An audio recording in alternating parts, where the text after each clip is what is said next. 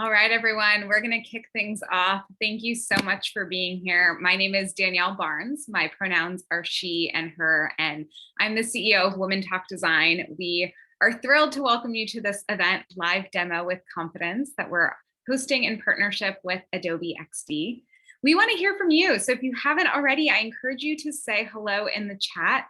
We want to hear where you're joining from, a little bit about you, and why you decided to join today's event. Wanted to share some agenda items before we get started. So first and foremost, I just dropped a chat in the link. If you want to follow along with automated captioning, you can do that with Otter, the service that we're using. So you can click that link. It's imperfect because it's automated, but hopefully helpful. You'll also notice that we're recording this event. We want to be able to share it with folks who weren't able to attend.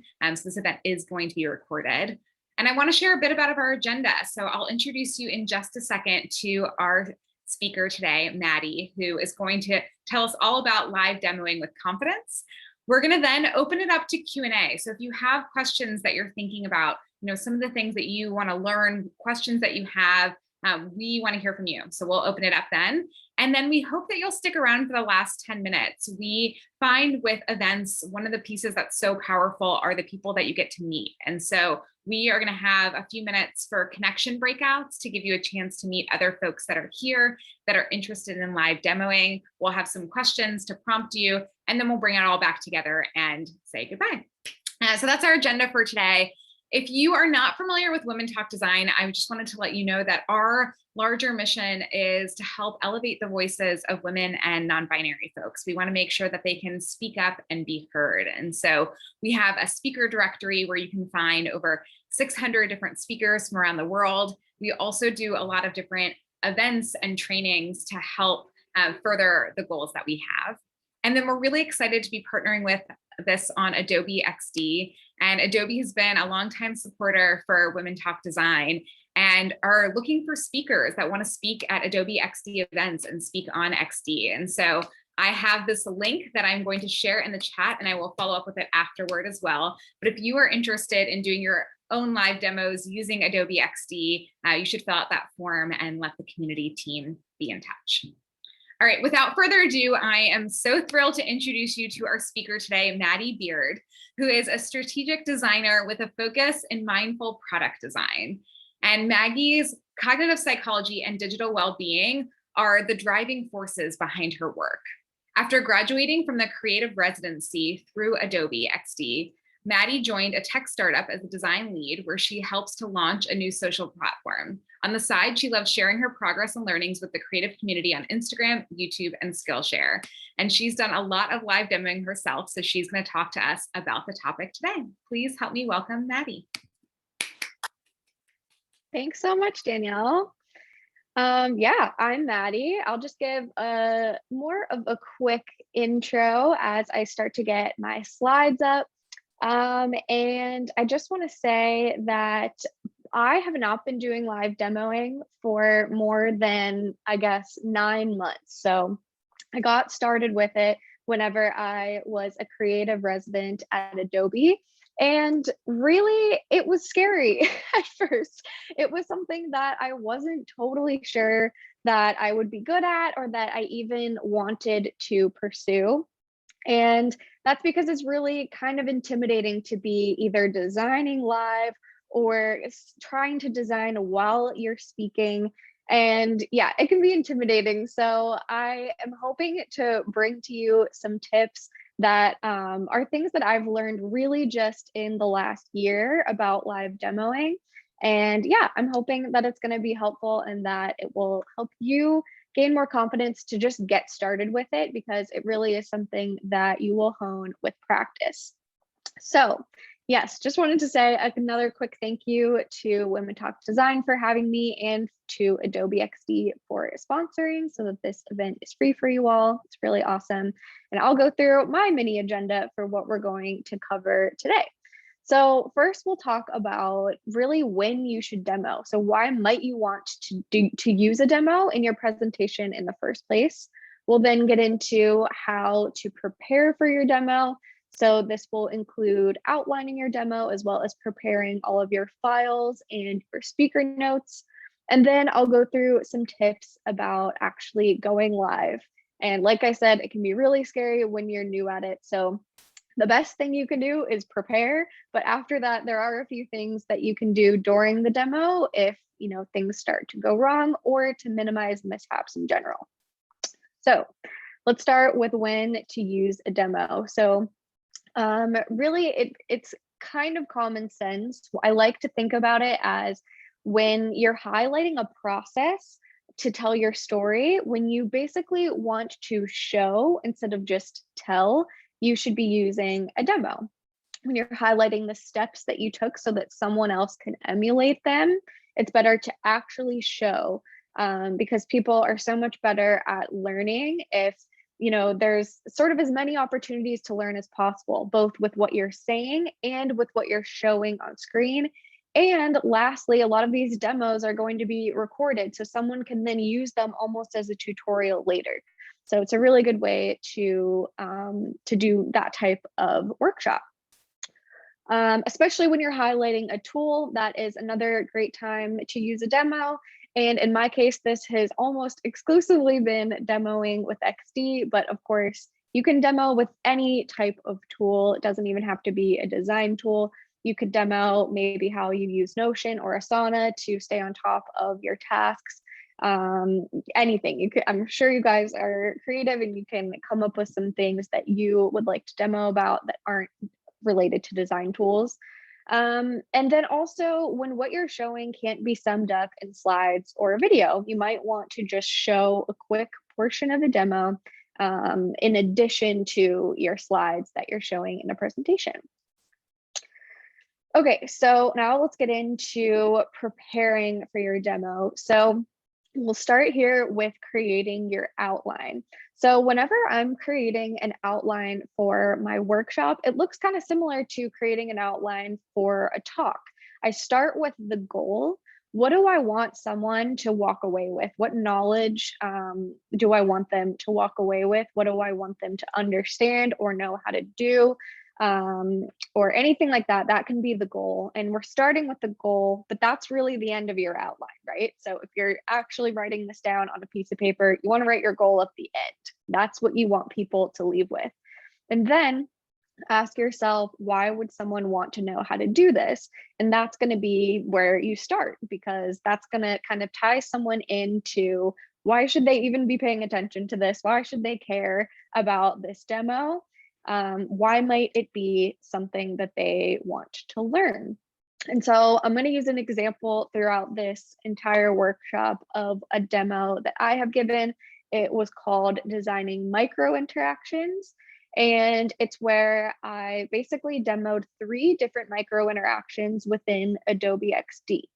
And so for this example, my end goal was for someone to be able to actually emulate those 3 different micro interactions and create them themselves in Adobe XD, of course, putting their own spin on them if they want. And my why was that maybe they're just getting into design, just getting into XD. They're seeing a lot of these cool micro interactions on Dribbble or on Behance, and it's something that they want to learn how to do. Maybe it's a good first step to get them used to using XD as a tool.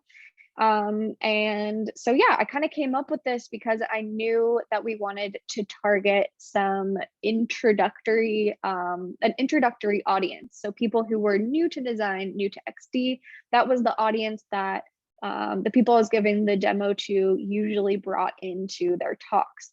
And so that was kind of a good why for me to focus on.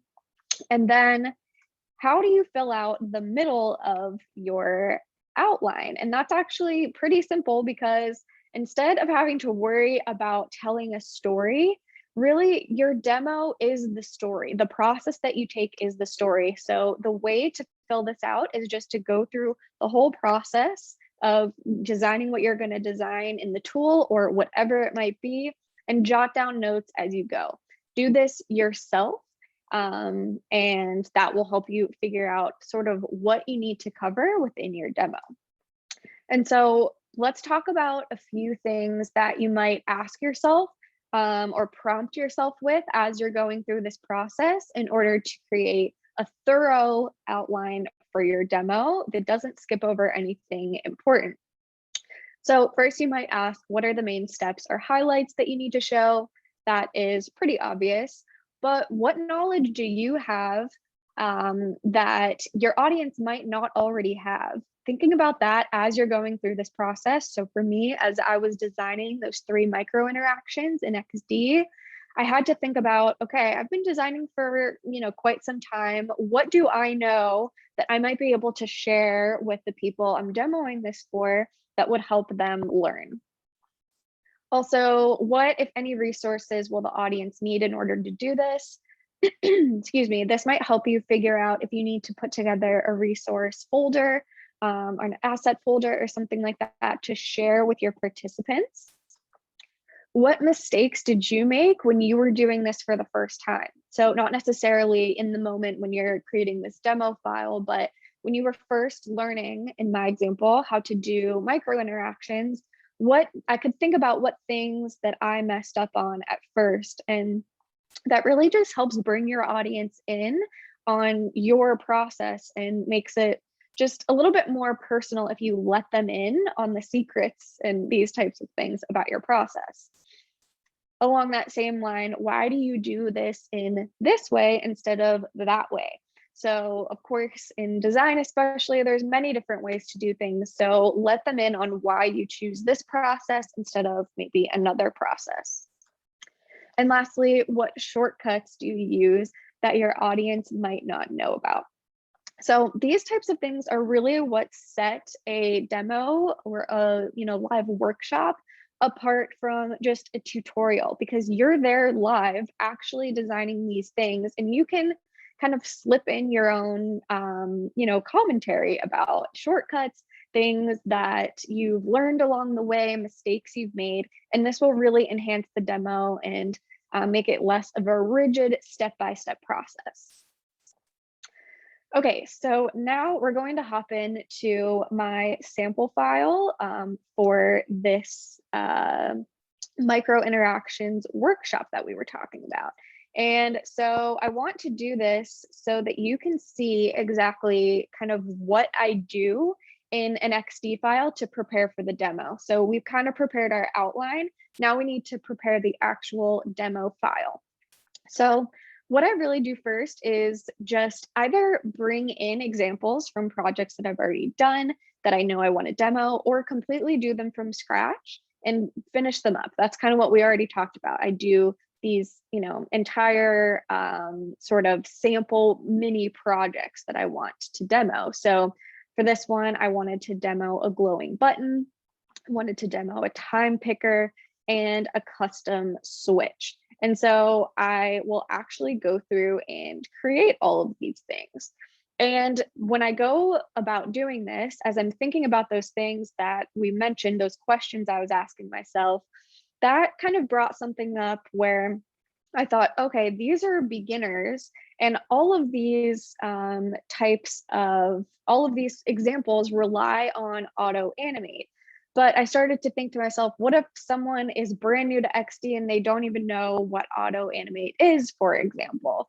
Well, that sort of prompted me to create this quick mini demo that I would do in the beginning to show exactly what auto animate is, but on a very, very simple level. So I just wired this up, and you can see I've just created this like really mini demo to show what auto animate can do so that the rest of my examples make sense.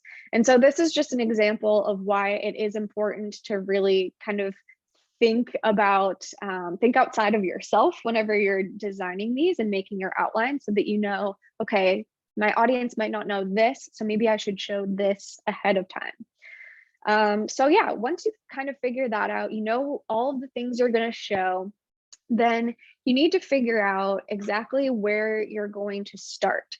So are you going to start with a completely blank canvas? So maybe, for example, I'm starting off with literally just a white artboard over here. And in that case, I would need to build everything from scratch. So you may want to do that in some cases. But if you do, it might be a good idea to save some of these elements as components save some of the colors and typefaces into your library. That can be really helpful to save time. And so what I might do is make these into components and save them over here. So I'm just grouping them together and hitting Command K. And then I have this component that I can drag out into any artboard that I want. Maybe I even save this background as a component. So I can just grab this textured background and put it right into my artboard. I can save all of these components and basically just puzzle them together during my demo so that it saves me time. So that's an option. Another option is just to kind of duplicate one of your finished artboards, but get rid of what you're going to be focusing on. So for me, this was the time picker. So I might get rid of that completely, but have this entire sort of context available that I'm starting with, and then just create the time picker in the demo so that people can understand, what you are teaching them to create without having to create everything and take, 20 to 30 minutes to build out this entire screen. So that is the other option there. And if you want to do that, maybe you'll just save out some colors and some smaller iconography. So we'll use this as an example. Maybe for this custom switch, I want to have just this moon available. So I'm just hitting Command K, and that's going to be a component over there now, doing the same with the sun. Maybe I want to save this color. And maybe whenever I switch over to the, daytime state, the AM state, maybe I want that to be a lighter blue. And so I'm just sort of making these colors available to me so that later on I can use them later. So I'm just, grabbing a color that I might want to use and putting it over here so that way, whenever I am recreating this from scratch, like I don't have this at all, I have all of the elements that I need to create it. And that saves tons of time, and it doesn't compromise on teaching what you want to teach or demoing what you want to demo. Okay, the only other thing that I might recommend is if you are going to build out a whole screen or whatever it might be, then you may want to have a file on your desktop of images. So maybe I want to demo the fact that I like to use Adobe Stock for all of my stock imagery. So I could have a folder on my desktop that has all of this stock imagery, and I could say during my demo that I downloaded this from Adobe Stock or Unsplash or whatever, and then actually show me dragging that into this mask, for example. So just thinking ahead and preparing and having everything that you need available to you during the demo is really what is important. So I think we're going to go back in and talk about some other ways that you can actually prepare. So we talked about doing the whole project here and writing down your notes as you go. We talked about creating components beforehand, talked about preparing your folder. So another thing that you might do is open up tabs for any sites that you might need to visit or show during your demo so that you don't need to search and load them during the demo. So I used Unsplash as an example, use Adobe XD as another example. Maybe you want to show something on Behance. Maybe you want to show that you get your illustrations from Blush. Just have all of these things in a Chrome window, maybe minimized on your desktop so you can pull them up really quickly and just tap through your tabs as you need to. The other thing that you might do is put sticky notes to the side of your computer for key reminders. So these could be things that you might forget to mention during the demo, or even high-level reminders of each step. So just to show you, I have this paper right here in front of me that is my notes for this demo, or that tiny demo, portion of this presentation of things that I might forget to point out. And so, yeah, it doesn't have to be anything fancy at all. Just works really well for me, just having those notes right out in front of me. Okay, now let's talk about some going live tips. And like I mentioned, some of these are more of preparation tips of things you can do beforehand, but it really does help make your live demo go smoother. So one thing I like to do is actually during the demo share my whole screen instead of just one window. And I know people who go both ways on this, but I'll just share why I do this. And it's because a lot of times we're switching back and forth between a lot of things. So during this, I switched back and forth between my XD files, my demo XD file and the file that I have my presentation in. In some scenarios, you might also want to show, again, a Chrome window or a couple tabs. You might want to present something in XD where you are like playing the live playback, and that's technically a different window. So when you go to share and then you hit play, if you're not sharing your whole screen and you're only sharing one window, people won't actually see your prototype playback. That is something that I learned the hard way. And so it's really helpful to just share your whole screen. And in order to do that, I will just kind of prepare by cleaning up my desktop and turning on Do Not Disturb. I'll put every file that I have on my desktop into this folder that says hide my desktop. And yeah, so no, my desktop does not normally look like this at all. I just put everything in there, kind of like shoving everything into the closet when you're trying to clean your room. And it works really well. And so as long as you have on Do Not Disturb, you won't get any notifications, and it just makes, at least for me, it makes things go much smoother to do it this way.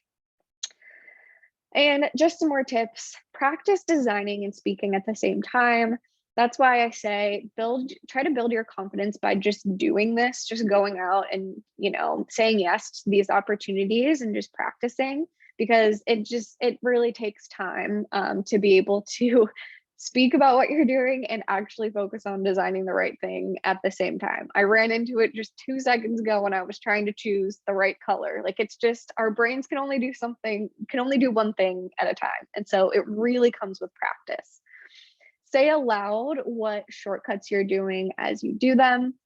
Again, this is something that comes with practice, because it's just one of those things where your brain has to worry about what your fingers are doing on the keyboard and what you're saying. And so it's really tricky.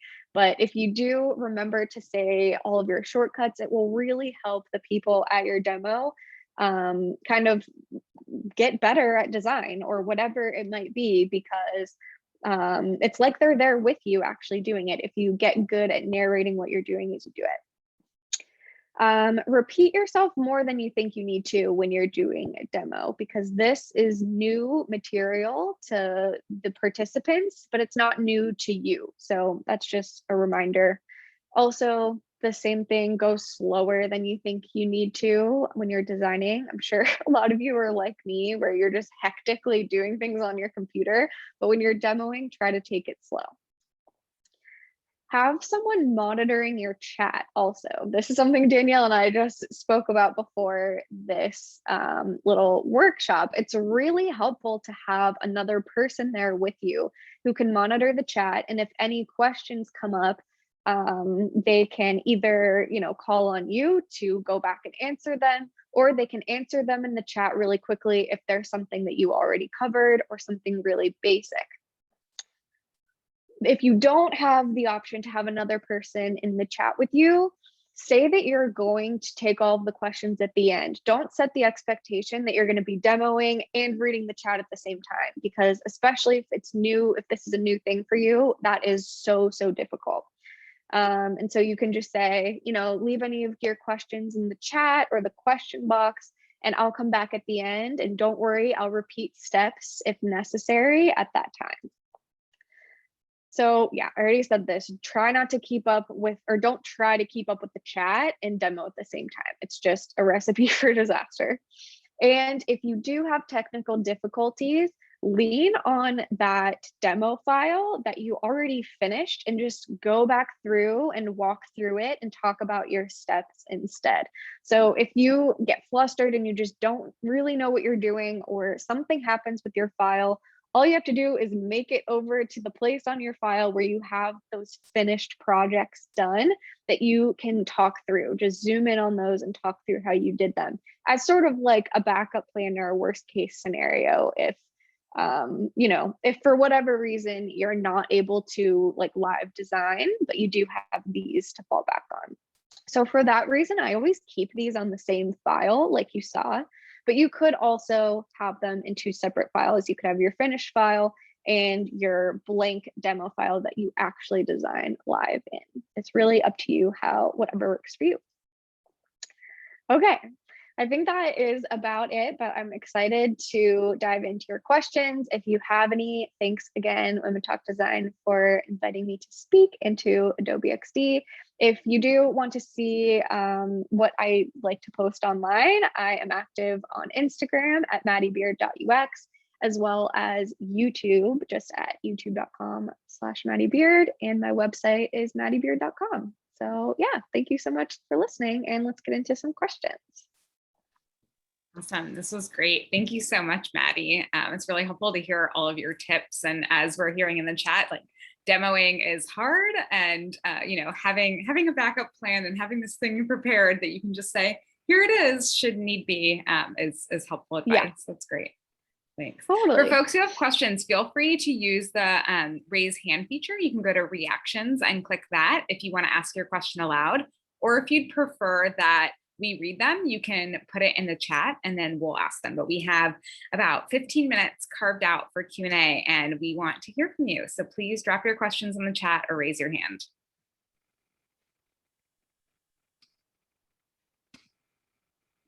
I'll get started with the first question as folks are doing that. I'm curious, Maddie, when you're practicing, do you normally practice by yourself? Do you practice in front of other people? Do you run through the whole thing? Do you run through parts of it? What is that type of, I finished everything, but before I actually go to present live look like for you? Yep, that's a good question. I always just practice myself. I've had a couple instances where I was demoing with another person. We were sort of live designing, like co-editing in a file. And so we practiced together, and that was really helpful to be able to say, hey, like, did I go through that too quickly? Or, did this come across, or was this really understandable? I think that's ideal to have someone to practice with. But just in my experience, that's rare. Usually I just am practicing when I'm able to, and there's usually not someone there, to listen to me talk, to listen to me practice.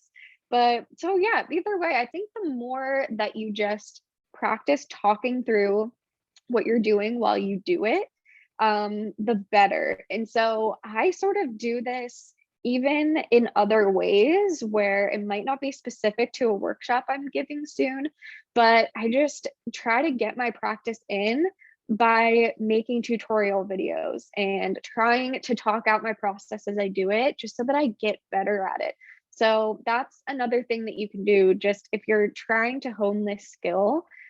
Anytime you're designing something, try to speak aloud as you're doing it, as if you're demoing it to someone. And that might just help you kind of hone it in a bit. And as for sort of doing it all at once or doing it just a little bit at a time, there's definitely parts of a demo that are going to trip you up. And so I'll practice those a little bit more.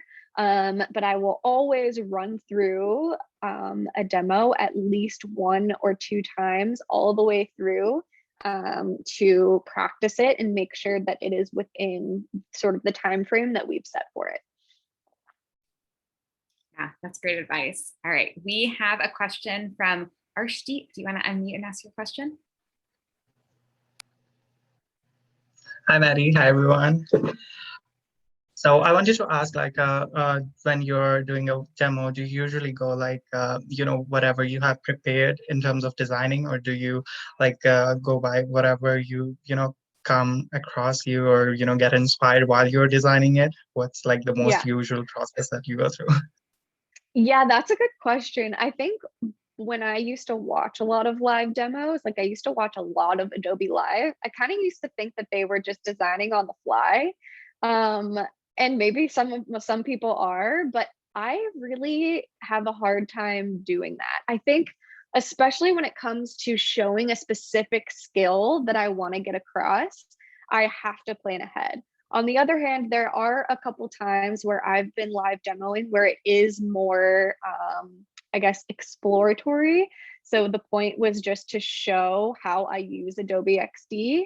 And it was the one, like I mentioned, where I was co-editing with someone or co-designing with someone. And so we were just bouncing ideas off of each other and it was really fun. But I think that is almost a different kind of event than I usually give. I usually do these ones where it's a specific, this is what you need to learn. And so I need to plan ahead and sort of do the steps one after another instead of going rogue and kind of having fun with it.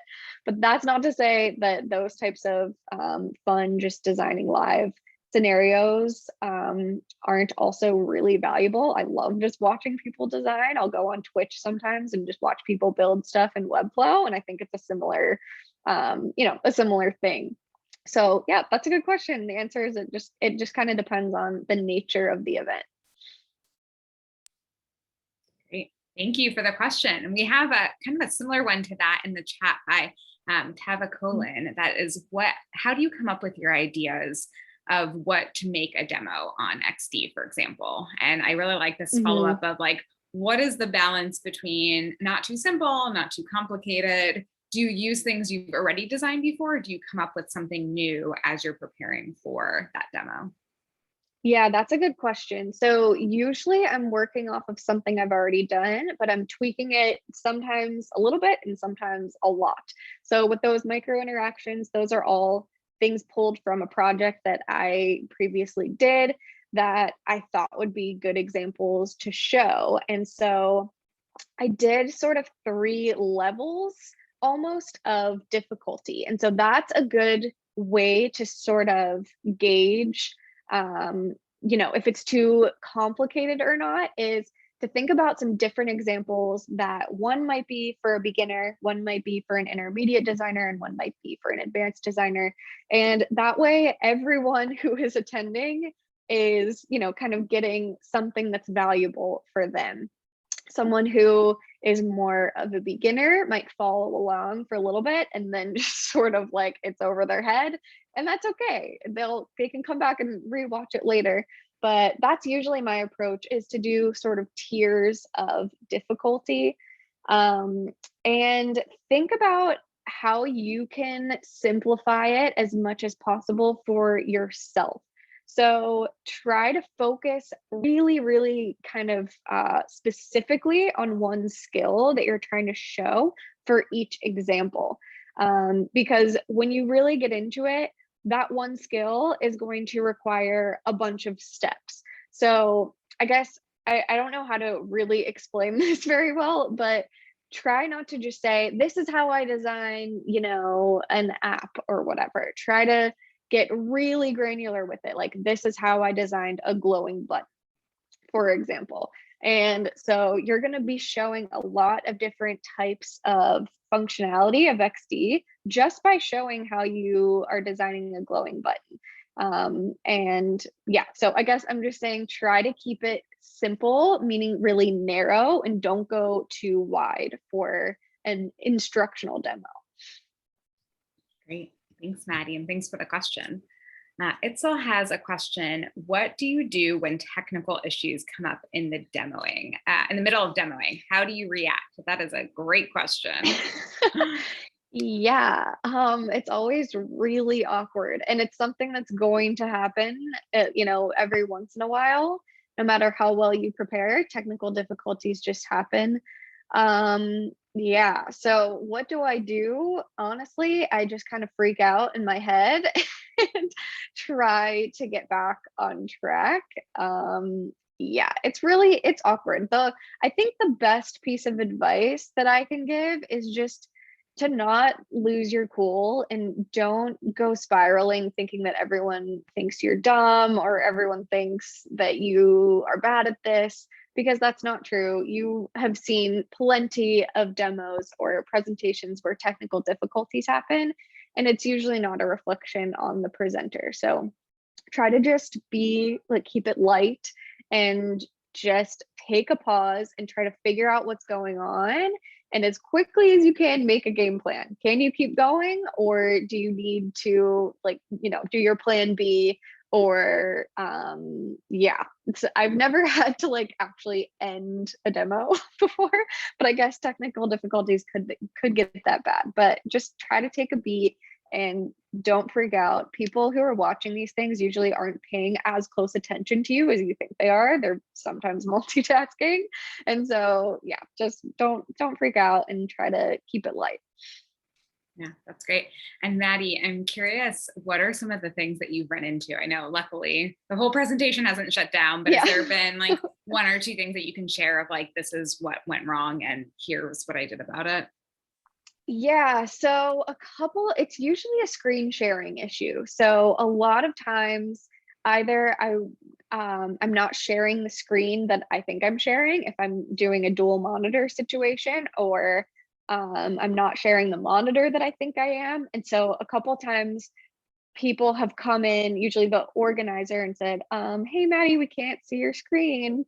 Are you presenting something, because we can't see anything, and that's awkward, but also, it's okay. Like, someone called it out ahead of time, and I can go back and fix it and kind of re-say my last few sentences, and that's no big deal. Other times, like, my AirPods have cut out, like if I'm on a really long demo and it's sort of at the end of a long event, my AirPods just died. And then a lot of times my audio on my computer isn't nearly as good as my AirPods. I've actually had my mic. I used to have a nice mic and it died in the middle of a talk one time. So audio issues are going to happen.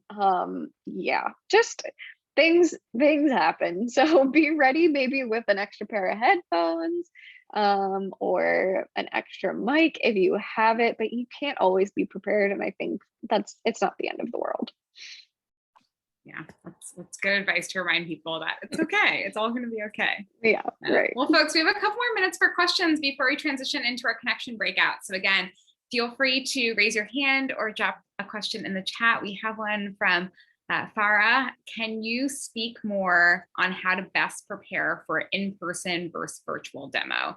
How to prepare for each? Okay, so no, because I just started demoing last year in the midst of the global pandemic. So I actually don't have experience demoing in person. I think maybe that's a good thing, because I was intimidated to get into it. And I think getting into it in a virtual setting has been kind of a nice stepping stone. But yeah, I honestly have no experience doing it live, apart from maybe doing little demos for like my team at previous jobs, where I was really just demoing something that I have designed for the team, but that's not really instructional. It's a little bit different. So yeah, sorry, I can't speak to that. This is sort of my process for virtual, but I'm sure people have different processes for preparing for in-person talks for sure.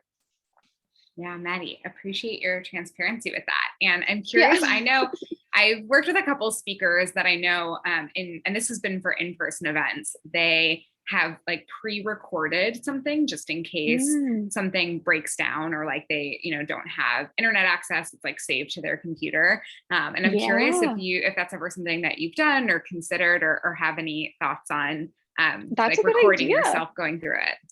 That's a really good idea. I honestly have never considered that, but I think that would be super smart to have just something pre-recorded that you can say, oh, sorry guys, this didn't work out, but I'll send it to you via email. That would definitely make me feel extra prepared. I like that. Yeah, cool, great. Afsal has a question. I don't know if I understand this question. You might, because it might be some technical things, but we can ask for clarification if not. Are facing systems struck when live screen streaming? Our facing system struck. Absolutely. Yeah, maybe a follow-up. Maybe just ask that in a different way. Yeah. Something around live screen streaming and facing system, but we'll skip that one for now and we'll come back to it. Yeah. Arshdeep wants to know how to become confident presenting yourself as an educator and not be doubtful. Yeah, that's a good question.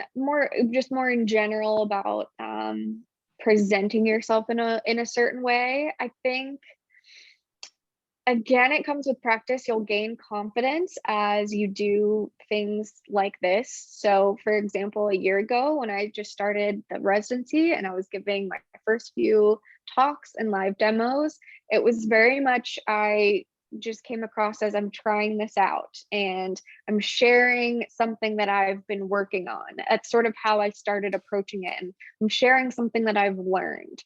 I didn't really start out presenting myself as an educator. And then I started getting some positive feedback about my teaching style, I guess, both in terms of demoing and also making YouTube videos that are educational.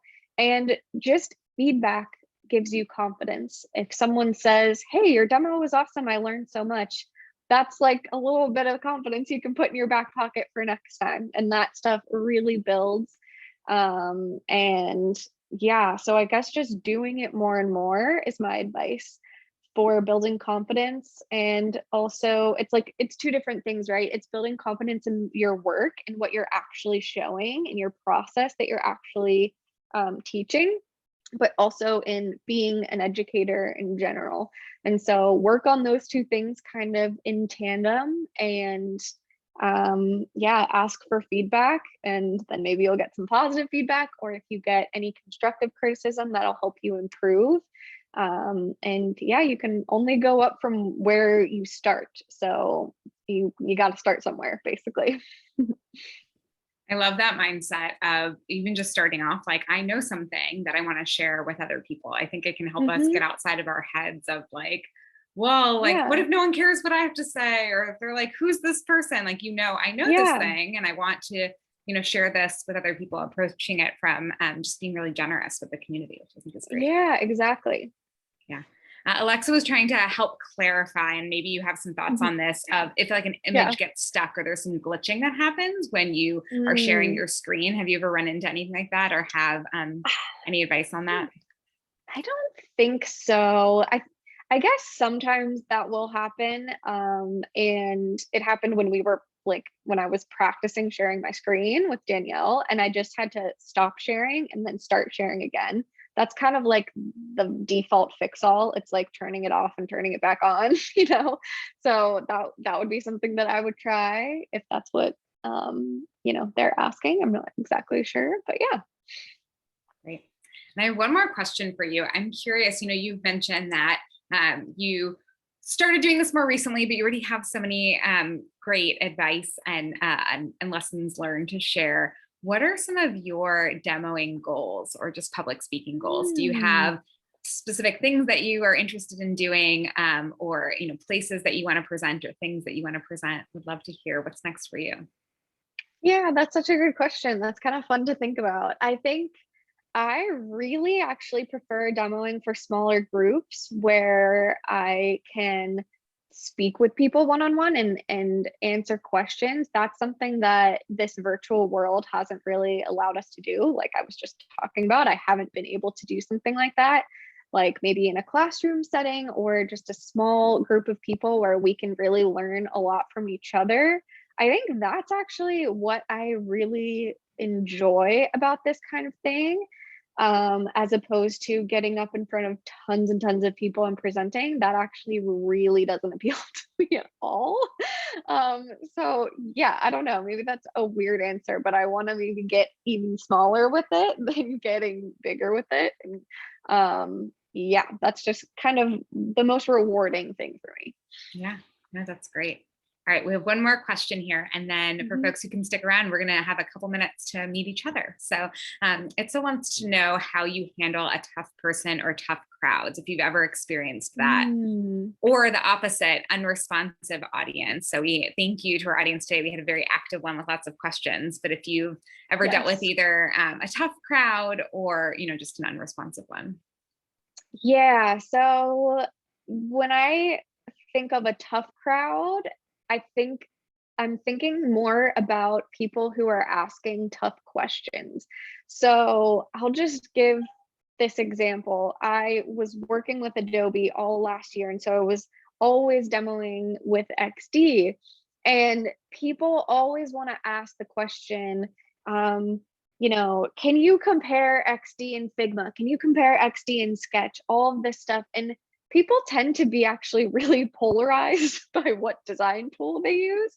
And I'm not that way. I just, at all. And so for some reason, I've noticed that a lot of people will ask that type of thing. And that's not what the demo is about. So I guess that's more what gets tricky. And what I want to maybe warn people about is that people will sometimes ask questions that aren't related to what you're actually teaching. And so learning how to pivot is important, whether that be with that specific example or something totally different. Just say, just being able to say something like, hey, we're actually not talking about that right now, but you can check out these resources, if you want to learn about this. Or the same goes for if people are sort of tough in that they're questioning your decisions, your design decisions or something, you can just say, I have some resources that I can share about this type of design work, but right now we're focusing on this. I think that kind of comes to mind with that question. In terms of unresponsive, I think it's okay to just have either another person asking questions, sort of filling in the gaps, another person that's doing the demo with you.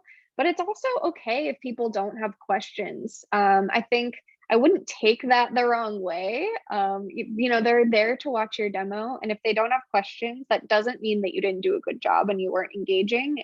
Maybe that means you did a great job and they don't have any questions. So I wouldn't take that, too much to heart. Some people don't like to come online and speak or show their face or anything like that. So yeah, I guess I don't really have tips there, but that's just my experience. I think that was great advice. And, thinking about that first question, like you said, it's going back to your goal. You said, really early on, like, what is your goal of this presentation and how can you bring questions back to that if they don't, feel as relevant? I think that that's super smart and great advice. Awesome. Thank you so much, Maddie. So wonderful to hear from you and your experiences live demoing. And I hope that folks in the audience feel more confident now heading into their next live demo. And thank you again to Adobe XD. I hope that you all will stick around for a couple minutes to be able to meet one another. I'm going to drop in the chat some questions that we can ask in a breakout room. It's optional if you want to stick around, but you can meet some folks here and talk about your experience live demoing. What are some of the goals that you have and get a chance to meet one another. I will send a follow-up email after this. We have recorded this event, so we'll send it out if you want to watch it again or share it with folks. And then we would love your feedback. And then also just a reminder, Adobe XD, is always looking for speakers. So you can fill out that form and that'll go to the community team. So I will bring everyone back here in just a minute to wrap things up before the hour. But I'm going to open the breakout rooms now. And if you can stick around, I encourage you to head to them. Awesome.